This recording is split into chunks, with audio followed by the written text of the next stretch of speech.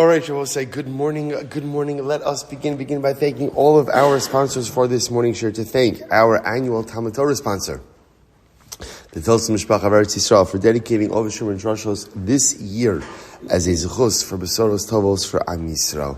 Our TALMUD TORAH sponsors for the month of Adler, Lavine, Teri, and Steve Czinn, in loving memory of Teri's father, Dr. Kahn, Tzvi, Hersch, Ben Yosef, HaKohen, the Ziv, Lavine, and Behrman families, in memory of Willian Ziv, Zev Shmuel, Ben Yisroel. Our week of learning sponsors, Nathan and Beth Adler, in memory of Judy, Goldman, Yehudis, Esther, Bas, Elozer, zechus, and our day of learning sponsors, Reuven, Rakovsky, in memory of Rakovsky and Lillian Waxstein, zechus. We hope that in the merit of our TALMUD TORAH, all of the Neshama Slav and Aliyah, the families in Nechama, all of those who need a refuah Shabbat Kiddush, the Kol Chali Yisrael, Kadosh Baruch Hu Shemir Tashem, bring home all of our hostages and our holy soldiers should be successful. B'chol Maaseh Yedehem. With that, let's go. Today's daf is Tzadik Gimel 93. We are starting on Tzadik Beis Amud Aleph 92a, 14 lines up from the bottom, but we got this. Rabbi Elozer Omer. Rabbi Elozer. Rabbi Elozer says as follows: Kol shein mahanit madi chacham min chazov. Anyone who does not, literally again, allow Talmidei Chachamim to benefit from his possessions will not see bracha forever. Meaning, which is another way of saying that a person is supposed to share his possessions with Talmidei Chachamim, meaning support Torah. And if a person does not use his possessions to support Torah, he'll never go ahead and see blessing from those possessions. In other words, what's the logic over here?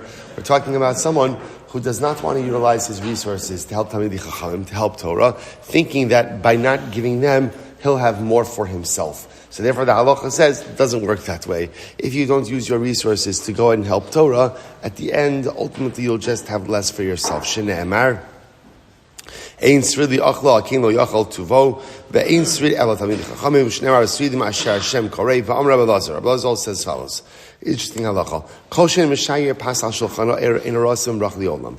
If at the end of the meal you don't leave over bread on your table, you will not see blessing. Which means, in other words, make sure to always leave over some bread on your table. Okay? So the Gemara says, on the other hand, the Gemara says, Shneimar in sridli achlo, akin lo yachal tuva. V'ha'ai, the Gemara says, V'ha'amar Rabbi Elozer, kol mishayer pesisim al shulchano, kilo oved avodah zarah. But Rabbi Elozer said that whoever leaves over bread, literally pieces of bread on his table, ultimately it's as if he worships idolatry. So it sounds like, obviously, leaving over bread is not a good thing. So the Gemara says, Shneim ara orchem legad shulchan, v'amalim lemanim masach, l'kashya, hadi ikashlim b'hadei, hadalek ashlim b'hadei. So apparently, the way of avodah zarah, of this avodah zarah God, was the way you worshipped it was little pieces of bread together with a whole loaf. So if you leave little pieces with a whole loaf, that's what it looks like avodah zarah. But just go ahead and leave pieces, that's where there's siman bracha. I will say, so what's the pshat that leaving over bread represents a siman bracha in one's house? So first of all, this could be a little bit more of almost like a havdalah type motif of overflowing the cup. Right? The idea is that there's extra. So the same way we overflow the cup of Havdalah because again we want it to be that literally our cup runneth over. That's what we want. So too leaving over extra bread indicates that there's surplus in the home. That's one possibility. The other possibility is that halacha l'maaseh, if there's leftover bread, that means a person didn't eat everything. If you didn't eat everything, that means I exercised some level of self-control. What's Kedusha? What's Kedoshim to you? The Ramban says, Kadesh es atzmecha b'mashe mutar lach. Is moderation. Is even, not just drawing the line between mutar and asur, but even within the world of that which is mutar, I limit myself. I moderate myself. So perhaps that's the pshat as well. That if I have a meal and I don't eat everything, but I leave a little bit over, that's ultimately, again, that's a display of moderation. And where there's moderation, ultimately there's Kedusha. Okay. Interesting halacha. Now, literally translated, Rashi says over here, Kal machlif b'dibura means a person changes his voice, which makes it sound like a person is trying to conceal his identity. But the truth is, machlif b'dibura could also just mean a person doesn't keep his word. So whoever doesn't keep his word, it's as if he worships idolatry. Ksiv hacha, vayisi be'enav kimisaseo. Ksiv hasam, havel hema masei tatuin. Remember, Elozer, interesting halacha. Kol mistakel be'erva, kashto nin eres. So literally translated, whoever looks at an erva, and we'll discuss what this means in just a moment, kashto nin eres, his bow is emptied. What does that mean? Take a look at Rashi. Kashto nin eres, Rashi says over here, so the Gemara says, koach kishui ever shalo ninar she'ena molid. So Rashi seems to be saying over here, now again we'll discuss what erva means, but if a person looks at erva, which means something illicit, kashton in eres. Now Rashi understands this to be a metaphor that literally he becomes impotent. Right? So koshi ever shalo, so k'enegosha ninar she'ena molid, shneimar, area mer kashtecha area sha'ata mishtar ba mamish berbasa hitar kashtecha davar achar hamistakel hamachashi ba'arayos de ishes ish kashto yours. So first approach of Rashi is that literally one looks at something they're not supposed to be looking at. So right, if I look at things I'm not supposed to be looking at, or second approach in Rashi is that a person thinks about a married woman. Could be even when he's with his own wife, he thinks about a married woman. Either we're talking about some type of either illicit thoughts or illicit or actually illicit looking at things which are illicit and inappropriate. What's inappropriate? What's the result of it? Kashton in eres, his bow is empty. Now again, so Rashi understands it to mean almost like literally like a erectile dysfunction, like he's just not going to be able to father children. Perhaps also on a deeper level, what it's saying is like this, that the thing about arayos, the thing about immorality, is that it's all consuming. Right? When a person has a lust, a person has a desire for arayos, it takes over the individual, and literally, it could sap a person of all of their strength. Every single one of us has a reservoir, a certain amount of strength, a certain amount of vitality. That's what we got, right? In other words, you can only go so long without sleep, right? We feel that this hour in the morning, right? I can only put in other words, there, as much as I want to say my potential is limitless, which is true, my koach is not, right? In other words, there does come a certain point in time where there's no more gas in the tank. I think what Chazal are telling us is, be careful what you use your energy for, because there are certain things that are all consuming in the realm of energy. And the truth is, arayos, immorality, is one of those things. It'll empty your bow, right? It'll empty the tank. It'll go ahead and sap you of all your vitality, and therefore, not only am I engaged in Aveira, but at the end of the day, there's nothing left in the tank to be able to do good things as well. Profound Gemara. Let's go. Elozer. Person should always be humble. Rashi says over here, Havi ana v'tichya. Be humble and you will live. Humility is the key to longevity. Fascinating. Interesting. What's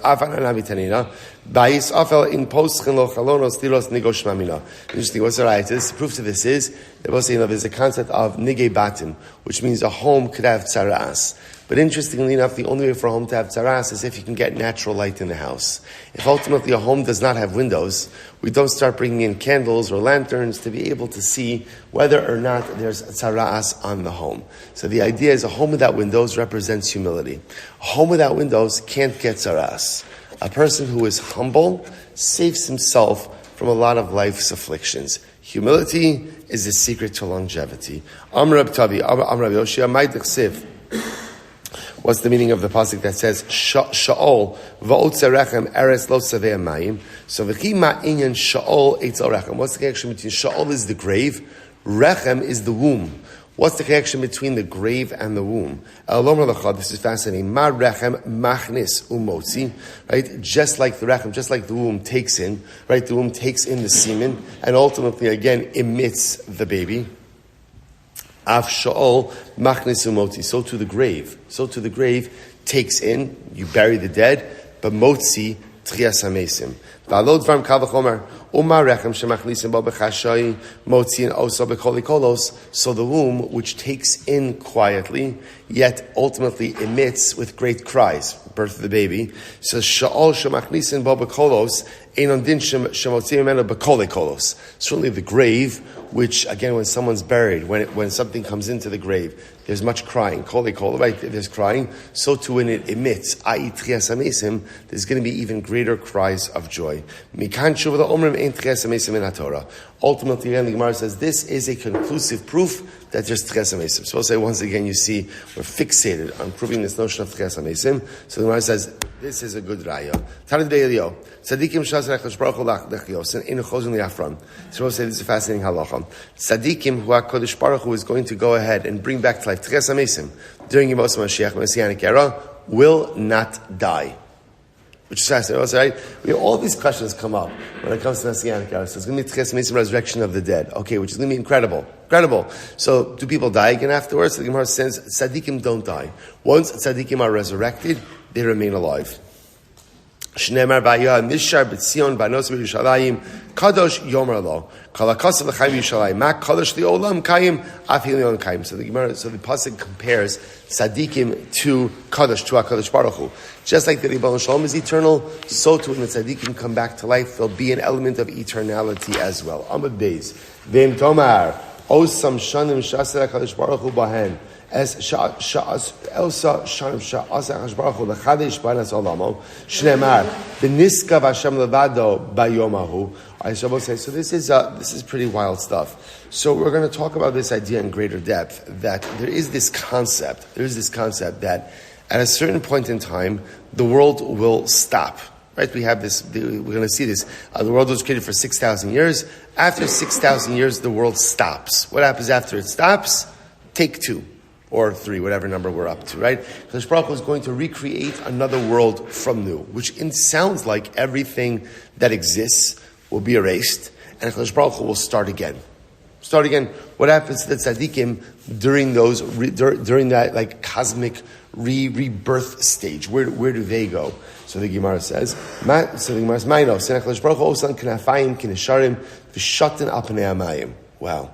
The Rosh Hashanah makes for the tzaddikim wings like birds, and they fly above the water.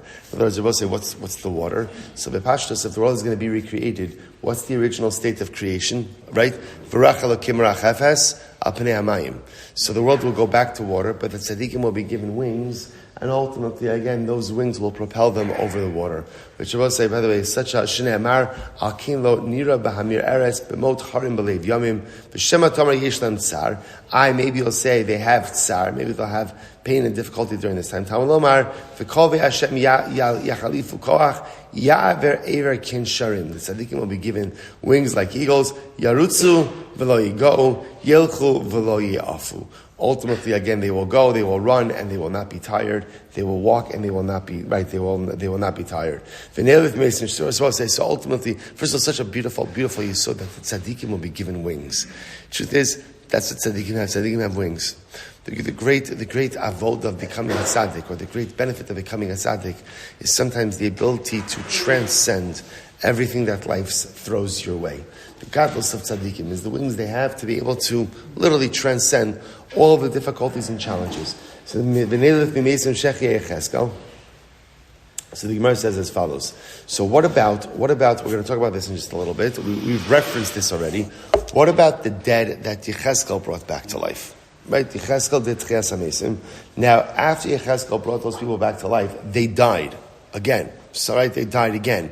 So, shouldn't that be a raya that even the tzaddikim who come back to life will ultimately die? Will die.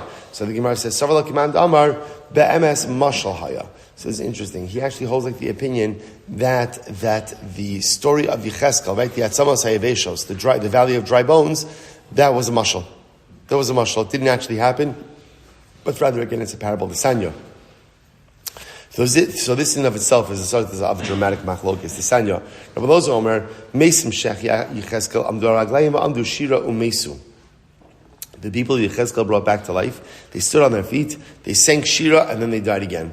Mashira Amru, what did they sing? Mashira Amru, Hashem Memes B'tzedek U'Mechaye B'Rachamim.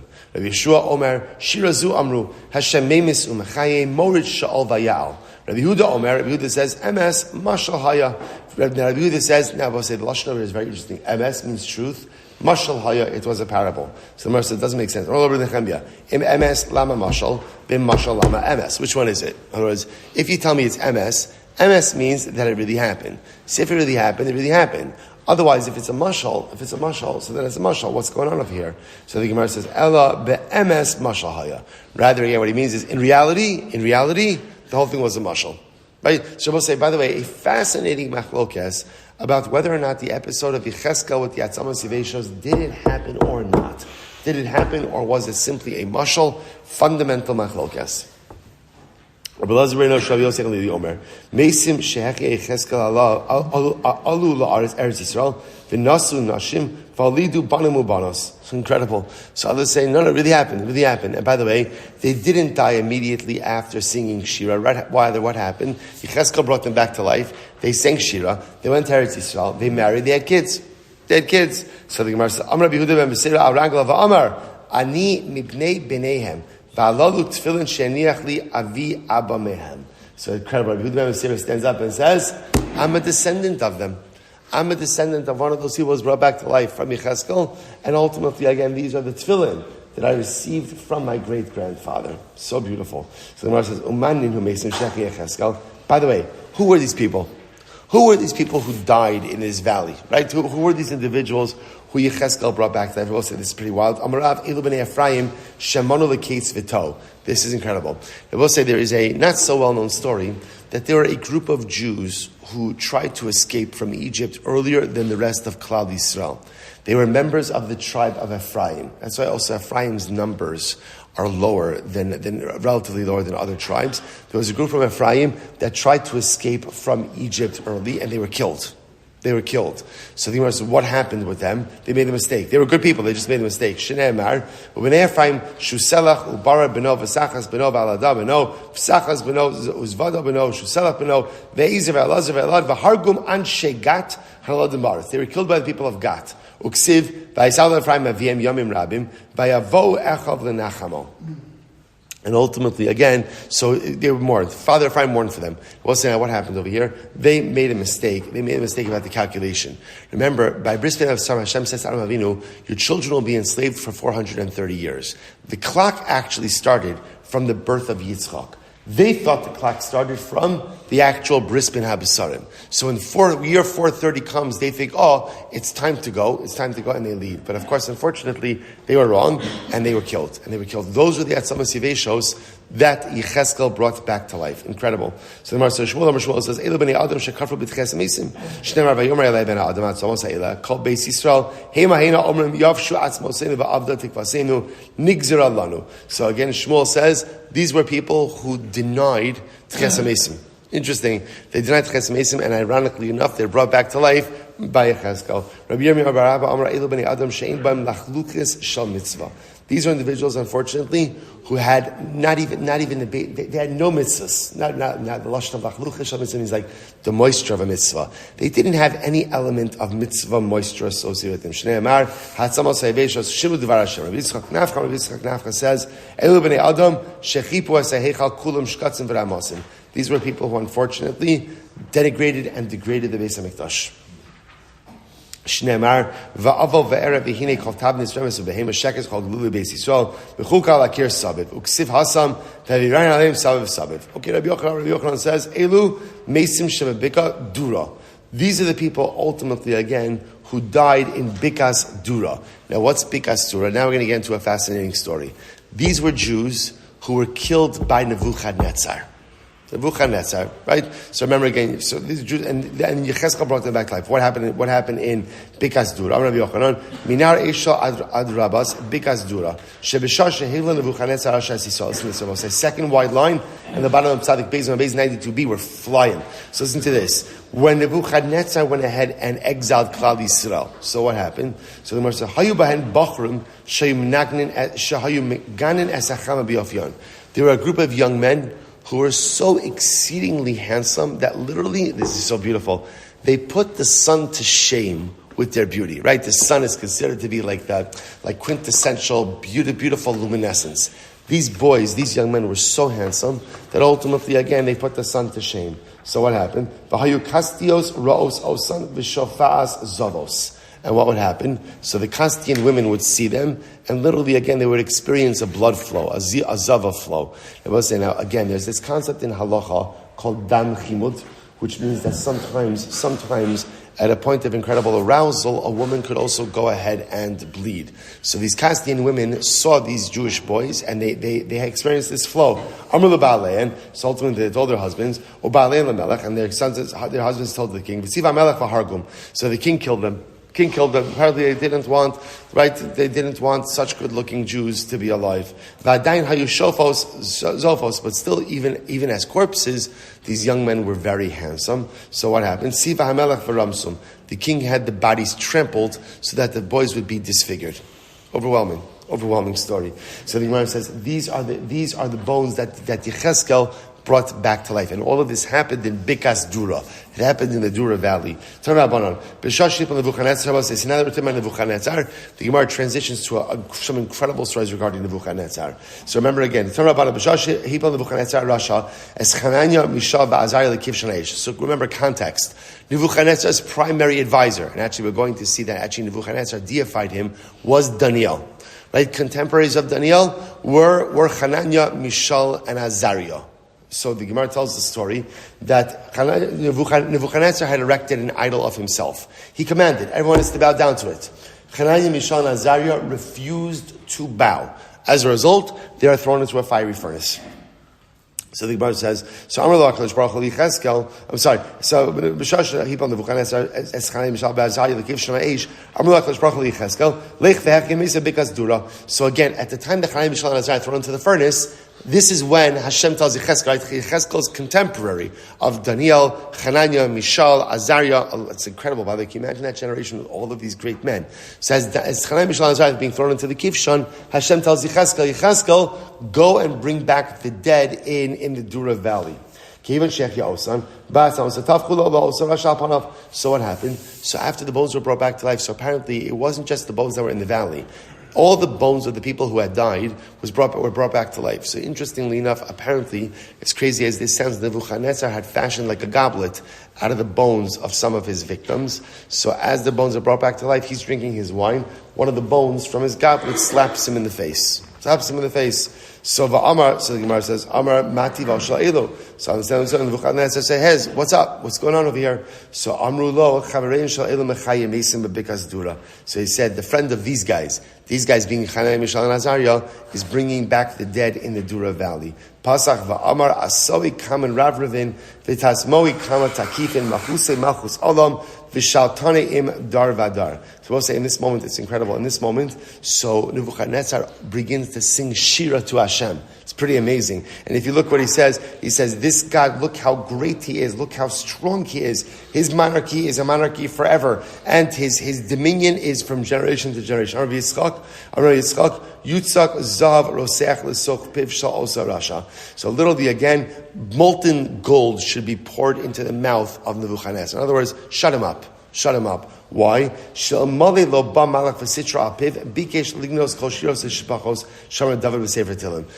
incredible. Had the Malach not come and struck him on the face, Nebuchadnezzar would have sang more beautiful songs than David HaMelech, right? He would have dispelled. So we'll say, so that's the power. So as beautiful as everything that David HaMelech did in Tehillim, Nebuchadnezzar's Shira could have been even more beautiful. Now, you'll say to yourself, how could a Nebuchadnezzar make greater shir than David HaMelech? So it's a simple chashbon.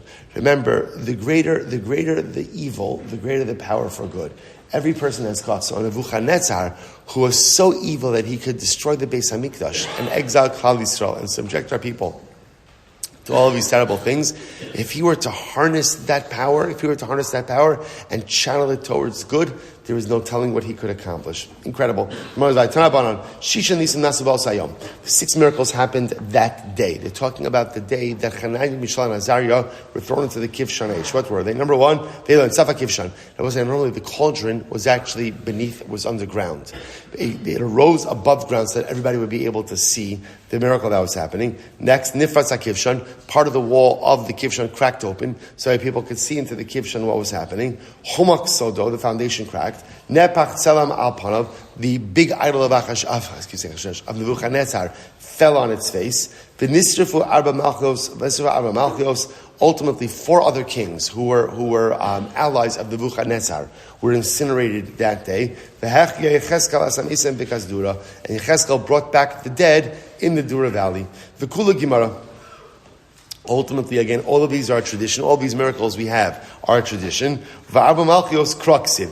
We know about the death of the four kings from the pasuk. What does the pasuk say? Unevuchanetzar Malka Shalach Michnash Ulachashta Parnyo Sagina Pechusa Adar Gezina Nidvar.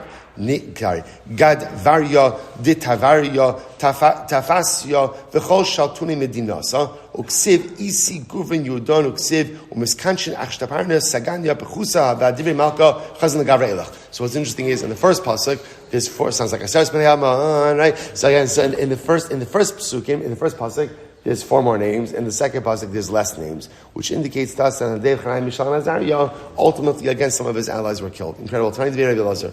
Tana debate Rabbi Elozer. Ben Yaakov. Afilu b'shas hasakana was incredible Gemara. So Tana debate Rabbi Elozer. Ben Yaakov. Afilu b'shas hasakana lo yishana adamas atzma min rabbanos shalo. This is incredible. Even in a time of danger, a person should not go ahead and change his dignified ways. Shneimar ba'adin gavra elach kafsu b'sar b'leon b'ashnev kabelason. Chanayim Mishlan Azariah, even when they were thrown into the kivshan aish, they wore their distinguished clothing. Now, what does this mean? Take a look at Rashi. We'll say last Rashi on the daf. Aishar min Rabbanos Shalo Shehari Chanayim Mishal v'Azariah Levushin Big Day Tifarton Kishushchu lekivshan. So when Chanayim Mishal and Azariah were thrown into the kivshan, they were still wearing their royal clothing, their dignified clothing. So the Gemara says, Al Yishana Shlo Yira Mevuhal Umefuchad Umizbaishin Sona Mipanav. We'll say this incredible Gemara. What is Elozer ben Yaakov saying? Elozer ben Yaakov saying, a person must always remain dignified, even in the face of adversity. Sometimes when we are overwhelmed by our circumstances, so ultimately, again, we become, understandably, all confused, and we lose it. We lose it, and as a result, we ourselves act in an undignified manner. The Gemara says the power of a Yid is always to maintain dignity and level-headedness, even in the midst of overwhelming circumstances. So Chanayim, Mishal, and Azariah, what did they do before they were thrown into the Kivshan Aish? They fixed their bekashas, right, and they went ahead, right, and they straightened themselves out, and they were ready. They were ready. And I will say, by the way, this is the story of the Jew throughout the ages. Throughout the ages, the ability to maintain a dignity and a refinement, because deep down I know it's not my enemy who controls my fate. It's HaKadosh Baruch Hu. And because I'm always in the hands of HaKadosh Baruch Hu, I can keep level-headed, I can not lose my wits, and I can maintain my dignified posture even in the face of overwhelming circumstances. Incredible. I'm Rabbi Yochanan. I will say top of Tzadik Gimel. All right. Right, 93a. So Gidom Tzadik Gimel. This is beautiful Gemara. So Tzadikim are even greater than Malachim. Shnei Amar, Ana v'Amar Ha'ana Chazak Guvran Arba Sharian Mahalchim Begonura v'Chavalo Iti Bahon v'Ravya Diri Vai Dom LeBaralakim. So the tzaddik is mentioned in the pasuk before the malach. Now, say the truth is that it's not a chiddush. Of course, tzaddikim are greater than malachim. It's not even a shayla, right? Why? Because malachim don't have the ability to grow. Malachim don't have the ability to change. Malachim don't have the ability to transcend adversity and overcome adversity. So it is davar pashut that, of course, tzaddikim are greater than malachim. Incredible. Amrab Tanchum Bar Chaniloi. B'shash yatzechanayim mishav azray mekiv shana eish. So this is incredible. When Chanayim, Mishal, and Azariah came out of the Kivshan, when they came out of the furnace, so what happened? All of the nations of the world came along. And literally, again, they struck the enemies of Klal Yisrael, ultimately, again, on their face. On their face. In other words, they gave him a patch.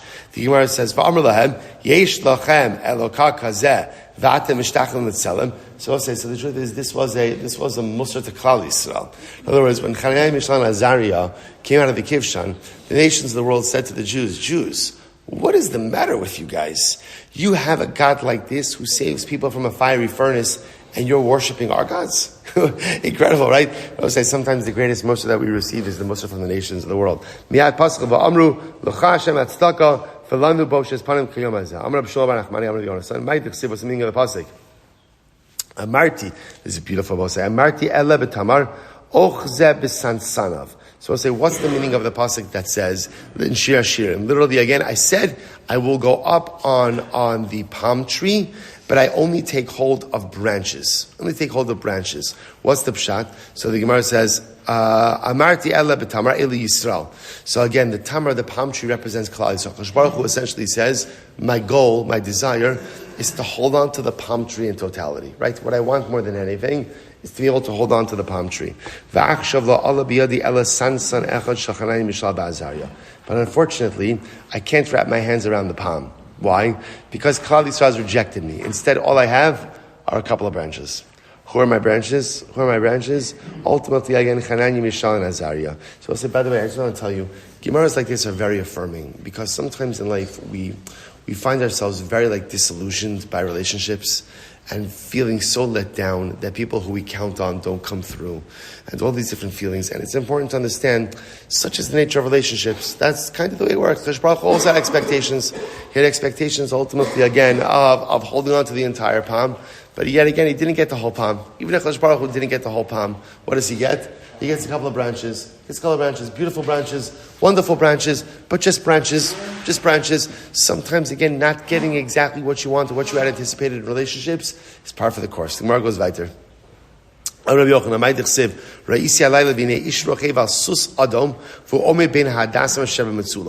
the meaning of this story, right? This is a nevuah, obviously. This is from Zechariah. I saw in my dream a man riding on a red horse. He was standing between the myrtles that were in the swamp. They were in the swamp. Now the truth is, it then goes on, right? It then goes on to say that afterwards I saw other red horses and white horses. So what does that mean?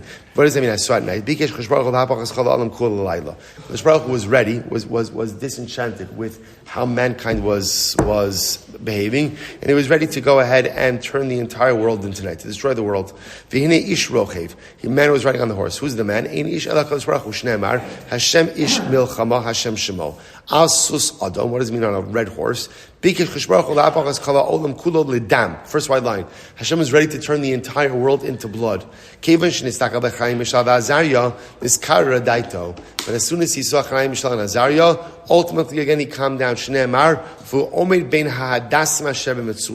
stood amongst the myrtle branches in the swamp. What's the myrtle branches? The myrtle branches, those are tzadikim. Shneimar, Vahi Omein es Hadassah. Esther. What's the swamp? The swamp is Bavel. Shneimar, Homer Litzula, Cherbi v'narosecha ovish miyad meleim, Rogez nasim shrokim ba'adumim. So now, sorry, ba'adum nasa levanim. Amra Papa, Shmamina, Susya chivra male lechalmo. By the way, so the red horses represent destruction, the white horses represent salvation. So good to know, if you see white horses in your dreams, that is a good sign. I will say, just a tremendous Musar Haskell from here. The Rebbe was ready to go and destroy the world. So what changed his mind? What changed his mind was Chanai, Mishal, and Azariah. Three people changed HaKadosh Baruch Hu's mind about the entire world. I'll say sometimes we think to ourselves that what we do as individuals doesn't matter. Come on, I'm just one person. How much do I really matter? We'll say we matter more than we could ever imagine. If three men, Chanai, Mishal, and Azariah. By the way, I want to point out excuse me for saying this, they weren't even the greatest people of their generation, right? There was Daniel, there was Yecheskel, there were other people. But yet, again, they saved the world. I will say there is no telling what our actions could do for the world as a whole. Tremendous. Let's go weiter. So, Rabbanan Lehecha, this is great. After Chanani, Mishal, and Azariah came out of the Kivshan, where did they go? Right? What do you do after that? So where I'm going to Disneyland. Where did, because we'll say now what the Gemara is really asking is something fascinating. After that event, we never hear about them again. So where did they go? So the Gemara says, Amarav, ba'ayin hara mesu. They died. They died as a result of ayin hara. Now what does this mean? They were the subject of so much attention, and their piety became the subject of so much attention that level of attention is not healthy. They died as a result of ayin hara. So the Gemara says, Rabbi Shmuel says, Berok tavu. They drowned in spit, in saliva. Now, what does that mean? So we'll say there is an incredible Maharsha over here. So the Maharsha says this doesn't make any sense. He says, listen to this. V'yesh lefarishu derech mashal ta'idei rekika she'al ovid kochavim b'Yisrael v'ayom mevaishnos. So we'll say, listen to this. It's outside very, very, very quickly. Remember the Gemara just said before that after Chanai, Mishael, and Azariah came out. So the nations of the world, literally verbally beat up on the Jewish people. And they said, what is the matter with you people? Why are you worshiping other gods when your God is so great? So the Maharsha says, what does it mean that Chanai, Mishael, and Azariah drowned in the saliva? It meant that, so to speak, that the Jews were subject to the verbal abuse, theological verbal abuse of the umos of the goyim. So sometimes when people talk, so they spit a little bit. So the idea is that the Jews were being beaten up by the umos ha'olam, and they were being embarrassed. So what does it mean that Chanai, Mishael, and Azariah died in the spit, in the saliva? It means that even though Chanai, Mishael, and Azariah did something so beautiful and so spiritually heroic, what they did caused the embarrassment of Klal Yisrael. And because it caused the embarrassment, that's the saliva, right? Almost all of them spitting at Klal Yisrael, not spitting, but talking, giving them musar, that embarrassment caused them to die. So we'll say, see here what's happening over here? Chanai, Mishael, and Azariah, what did they do? All they did was a willingness to give their lives al Kiddush Hashem. But what they did ended up resulting in an embarrassment for Klal Yisrael. And when you embarrass Klal Yisrael, there's culpability, even if it's fundamentally and wholly, totally unintended. Now, both say, what do you see from here? How careful we have to be with each other's feelings. How careful we have to be with how we talk to each other, how we relate to one another, how even, again, unintended embarrassment and hurt of another Jew has such dramatic consequences, overwhelming. So the Gemara said, Rabbi Yochanan says, no, all Yahrzeit v'nosim nashim v'alidu banu v'banos. I'll say such dramatically different narratives over here, right? So first two opinions say they died. Second opinion says, no, what are you talking about? They went to Eretz Yisrael, right? They retired to Eretz Yisrael and they had children. Banos, Ketanai, the Gemara says, Machlokes Tanaim, Rabbi Elozer says, Ba'ayin haramesu, Rabbi Yeshua, Rabbi Barok Tavu, Chamro, Allah, Yisrael, Benos, Noshe, Valid, Banu, Banos, Shnei, Mar, Shimuna, Yoshua, Kohen, Agadol, Ata, Vereacha, Yoshim, Lifnei Hashem, Ki Anshe, Mofes, Hema. So Moses, the Gemara talks about this Yoshua, Kohen Gadol, who lived at the time, again, of Chanai, Mishael, and Azariah. We'll talk about him in just a moment.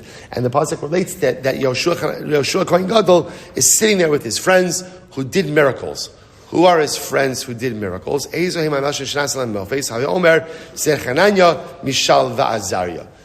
from here? That Chanai, Mishael, and Azariah, after the story with the Kivshan, moved to Eretz Yisrael, got married and had families. Okay, but Daniel lehechan azal. By the way, where was Daniel?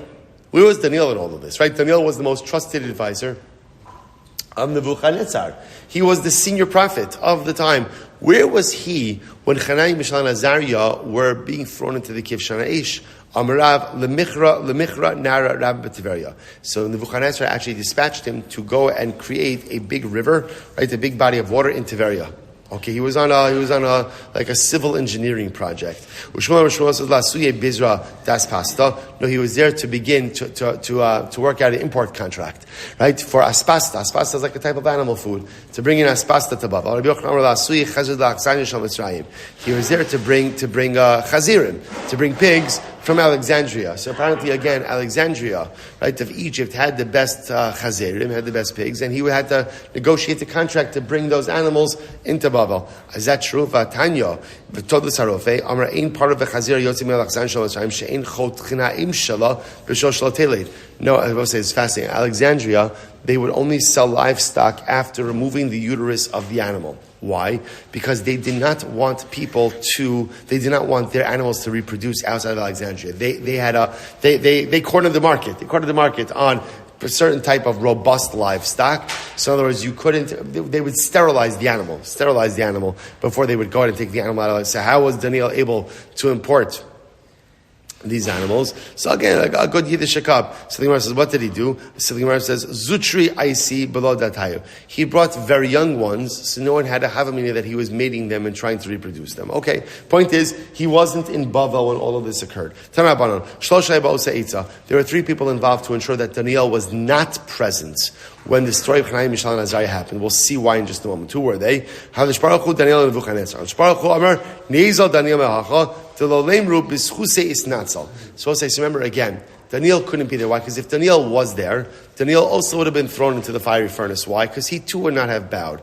The issue is then when they would have been saved, people would have attributed the salvation to who? To the merit of Daniel and not to Hananiah, Mishael, and Azariah. And this was Hananiah, Mishael, and Azariah. This was their moment to shine. This was their moment to shine, and therefore again Daniel couldn't be there. Next, so the Gemara says, Daniel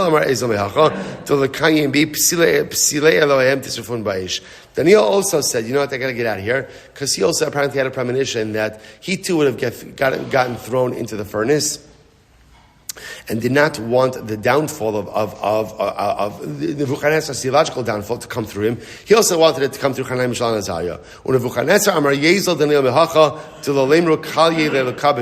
So as I say, interestingly enough, Nebuchadnezzar also sent Daniel away. Why? Nebuchadnezzar had a sense that this was coming to a head. He was going to ask Daniel to bow. Daniel wasn't going to bow, and then he would have to throw Daniel into the Kivshan Aish. He didn't want to do that. Why? Because he looked at Daniel as a god.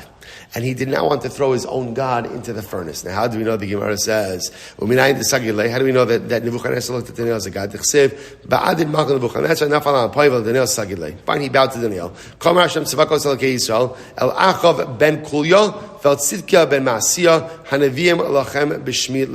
Okay, so we'll say, so now, this is all happening at the same time.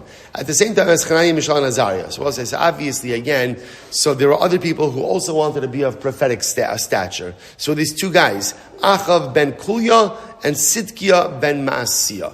And they also posed as prophets, although they were in a VA Shaker. Ksiv, v'lokeach mehem klal, l'chol galus Yehuda, asher rav le'mor, yisimcha Hashem k'tzidkeo ka'achav, asher kolcha melech baval b'ish asher safam. So, asher safam. Lo ne'emar, asher safam lo ne'emar, ela asher kalam. So as we're going to see in just a moment, these two false prophets, Achav and Tzidkiah, were also thrown into the furnace. Now, interestingly enough, they were singed. They weren't totally burned, but they were singed in the furnace. So the Gemara says, what happened over here? They were made like roasted grain. Like roasted grain, not totally incinerated, but singed, burned. So the Gemara says, so what did they do?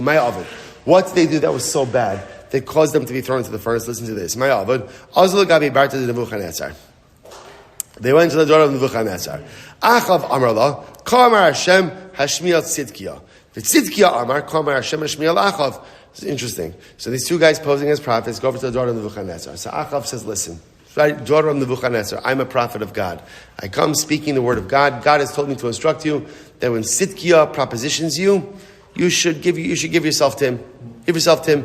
And Sidkiah goes over to her. I come to you with the word of God. When Achav petitions you, right, you should give yourself over to him.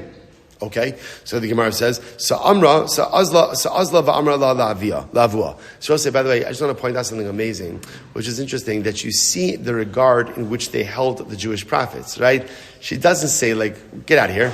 Right? But rather again, she says, okay, she takes this to her father. So Amrullah, Elohim shal ehu, elu sonin zimuhu. So Nebuchadnezzar says, something doesn't sound right over here, because the God of this people, he hates immorality. So the notion that he would instruct you, right, to give yourself over to these men doesn't make that much sense. So what happens? So Nebuchadnezzar says, Zuzora, do me a favor. Next time they come your way, send them to me. Send them to me. So sure enough, again, when they come back, so Nebuchadnezzar sends them to Nebuchadnezzar. So man amrulachon. So Nebuchadnezzar says to them, tell me, Tzidkiah Achav, who gave you this message? Amru HaKadosh Baruch Hu, God. But Nebuchadnezzar says, listen guys, I did a little fact checking. I asked Nebuchadnezzar, I asked Hananiah, Mishael, and Azariah about your supposed prophecy, and they told me fake news. They told me totally fake news, right? Never happened. So what's going on over here? Amrulay anan nami nevei kavasad. This is great. So Tzidkiah and Achav say, well, one second. Why are Hananiah, Mishael, and Azariah's words any more important than ours? They're prophets and we're prophets. Okay, we're all chaverim. So again, because in other words, just because Hananiah, Mishael, and Azariah say it's not true, doesn't mean it's not true. We're prophets also. So they want Ledido lo amar lahu, Ledido amar lan. God didn't speak to them. God spoke to us. Amar lahu, ana beina dab dekinhu, ki cheichi dab dekinu debad kesinhu, Hananiah, Mishael, and Azariah. So Nebuchadnezzar says, you know what? I have a good idea. The way I checked out Hanani, Mishael, and Azariah's prophetic credentials was just a little fiery furnace test. So if you guys don't mind, I'm going to subject you to the same test. If you come out okay, then great. Of course, then your word is gold. So Achav and Sidkiah say, hold up there. It's not fair. It's not fair. They were saved because there were three of them. Hanani, Mishael, and Azariah. There's only two of us, Achav and Sidkiah. So Nebuchadnezzar says, no problem. Phone a friend, right? Phone a friend, right? No worries. You know what? You get your guy. You can choose anyone you want, whoever you want for them for your furnace mezumin. Go ahead. Absolutely no problem. Choose whoever you want to come with you to the fiery furnace. So this is crazy. What I'll say.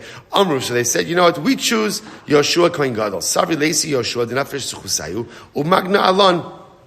So they said, okay, we're going to choose Yoshua Kohen Gadol. We'll say, remember again, we just heard Yoshua Kohen Gadol was the Kohen Gadol at the time. Remember again, he was friends. He became friends with Hanani, Mishael, and Azariah. So Tzidkei and Achav say, okay, we choose Yoshua Kohen Gadol. Let him come into the furnace with us. Fine. So the Gemara says, Achsinu shadinu inu iklu Yoshua Gadol ichrichu mane. So what happened? So they threw him into the furnace. Achav and Tzidkei were burned. And Yoshua remained unscathed except his clothing became singed. Okay, Shneimar vayiranios Yoshua Kohen Gadol omi lifnei malach Hashem uksiv v'yomer Hashem el Satan yigar Hashem b'cha v'amar le yidanet Tzidkiah at alamai time ahayim b'cha porta nura. So again, so now Nebuchadnezzar seeks with Yoshua and he says, Yoshua, obviously I know. Sorry. Nebuchadnezzar says, I understand why Achav and Tzidkiah were burned, because obviously, again, they were false prophets. But my question is, my time ahanya b'cha porta nura. Yoshua, you're obviously righteous. But why is it that your clothing got a little bit singed? In other words, in Nebuchadnezzar's mind, if you are righteous, then what? You should escape the flames in totality. So why is it that you totally survived in that, but your clothing was singed? So the Gemara says, Hanani, Mishael, and Azariah, lo ahanya b'hu klal. Nebuchadnezzar says, I just want to tell you, Hanani, Mishael, and Azariah, their clothing wasn't even singed. You know what I'll say? Can you imagine, it's like that moment, stop talking about Hanani, Mishael, and Azariah, right? I got it.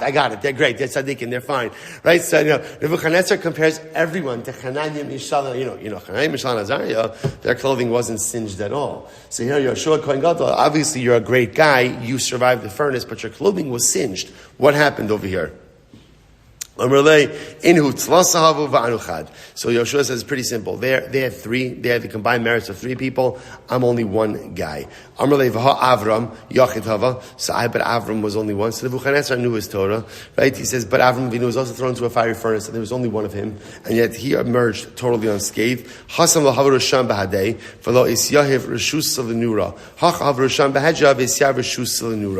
we'll say, so ultimately again, so to which Yoshua Kohen Gadol says, here's the difference.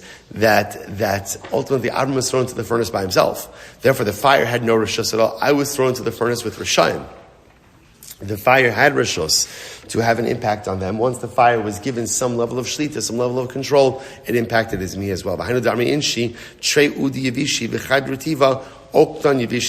what people say, the famous adage that if you have two dry sticks and one wet one, the dry ones could ignite the wet one. In other words, even though normally a wet stick is impervious to fire, but put enough fire around it and ultimately again, the wet stick ignites as well. A person can be very righteous. We'll say, so the wet stick is the tzaddik. So the wet stick can be very righteous, but surround the wet stick by enough rishaim, and unfortunately again, the rishaim have an impact on the tzaddik as well. Incredible, the impact of our surroundings. So the Gemara says, by the way, my time yanish. What's the real reason? So the Gemara feels that that's not the real reason, right? If Yoshua Kohen Gadol was really a big tzaddik, then at the end of the day, the fire should not have impacted him at all. Why did the fire impact him?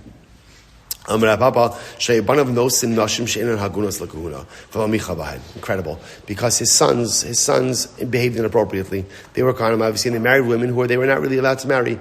And Yoshua, the father, said nothing. Failure to exercise paternal prerogative, failure to exercise parental control, ultimately is profound failure. Yoshua was wearing soiled clothing. What's the meaning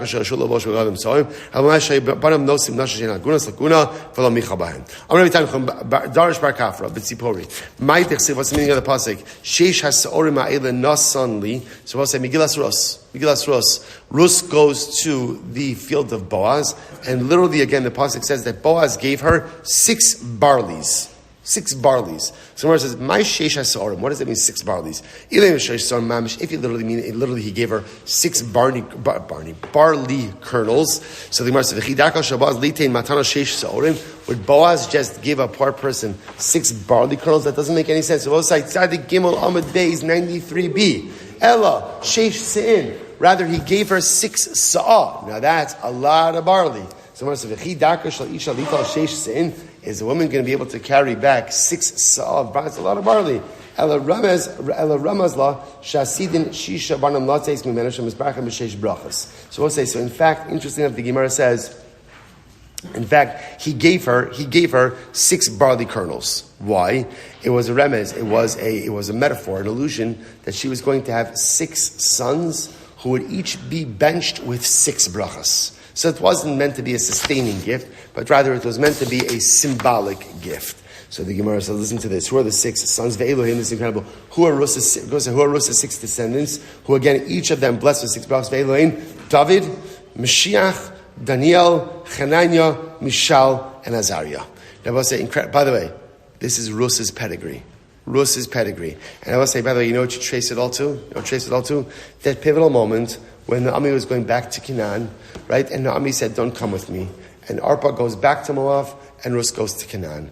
Sometimes in life, we stand at a crossroads, and the decision we make at that crossroads impacts not just us, but impacts us for generations. Sometimes we're aware we're at a crossroads, sometimes we're unaware that we're at a crossroads.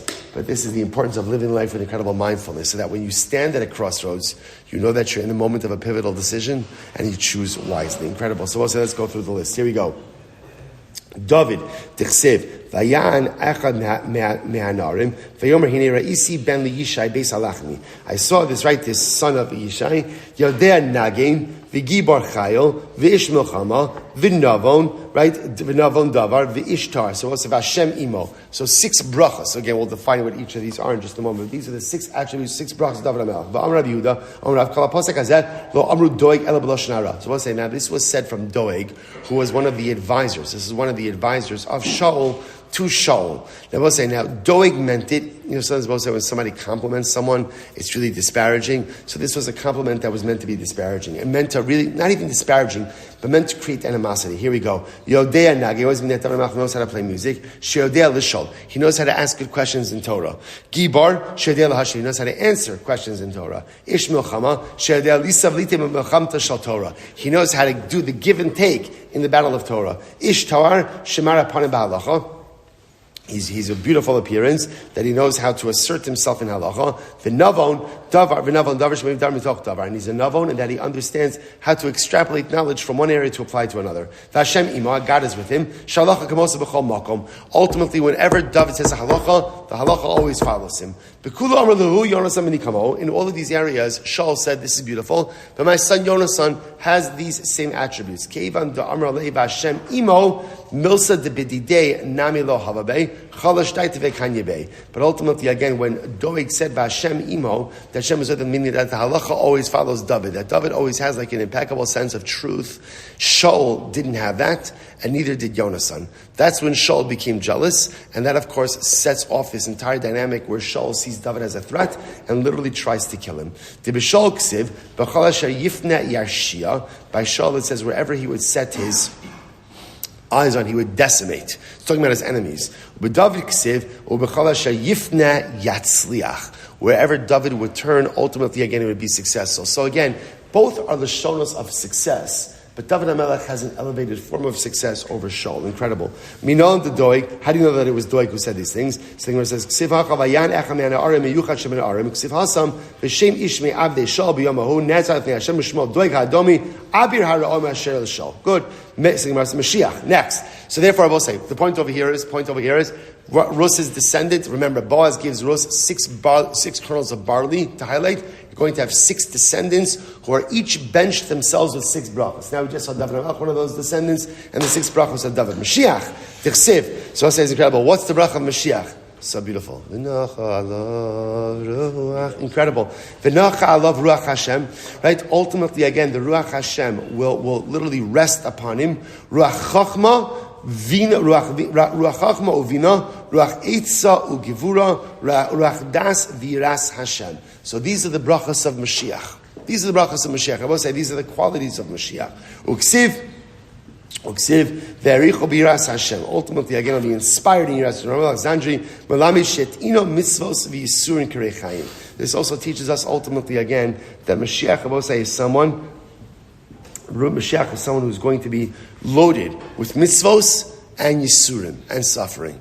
The Mashiach say, in other words, what do you mean what? What is the primary quality of Mashiach? The primary quality of Mashiach is the ability to maintain spiritual fidelity despite overwhelmingly difficult life circumstances. This goes back to what we saw yesterday about ultimately, again, if you don't learn Torah at night, your house is consumed by fire. At the end of the day, right, the most important aspect we have in our Yiddishkeit is the ability to maintain fidelity and allegiance to HaKadosh Baruch Hu, even in times of overwhelming adversity. That's the quality of Mashiach. Mashiach is someone who is loaded with mitzvahs, loaded with spirituality, but also loaded with incredible suffering. Rava says, Temorach v'adoim. Mashiach is very interesting. All right, well, so you know what we're going to do? We're going to stop over here for today. Right. We'll say, I just want to point out. Good. I got it. We didn't finish the daf. We didn't finish all the way. But we'll say, but now at least, we look normal. We look normal. I feel last call you look a little abnormal. Now we'll say we're much more in the range. Shkayach, everyone, tremendous.